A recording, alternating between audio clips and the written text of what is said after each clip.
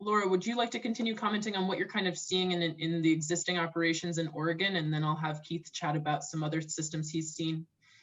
Yeah, absolutely. I mean, I would say just kind of across the board in cultivation facilities, lots of times you're dealing with an owner that may not have a lot of upfront money to throw into a building. And so oftentimes you'll see that they are going to go for cheapest first cost, lowest first cost. And that's not necessarily the right equipment for their facility. You know, sometimes you can convince them otherwise, and sometimes you can't. I think the take home from this slide is that really know that cultivation environments have high latent loads, and typical commercial equipment is not manufactured for that purpose. I mean, generally, we consider that's going to have about like a 75-25 split, meaning that 75% of the load is going to be sensible and 25 will be latent. And in a cultivation operation, you're looking at more like a 50-50 split. So right off the bat, you're kind of hindered by just the absolute nature of how these are manufactured is going to get in the way there.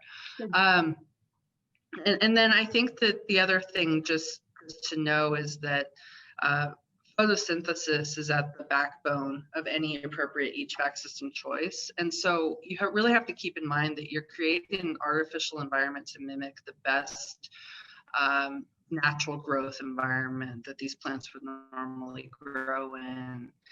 And so you really oftentimes this equipment that you kind of start with, oftentimes because like you say, it's an existing facility, you have this equipment already, it's not going to be your best first choice.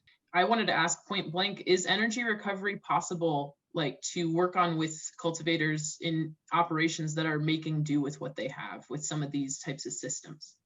In general terms, no. It is the systems are cost effective for one reason. They're built with very limited options, and they're built in mass volume, and that's where you get the advantage.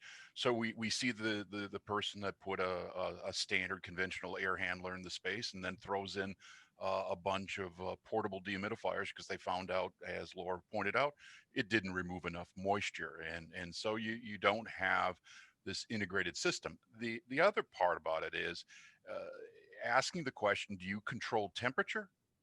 Do you control humidity?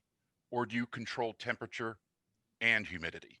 And in an indoor grow, it is the latter. It is temperature and humidity simultaneously, not exclusively, simultaneously.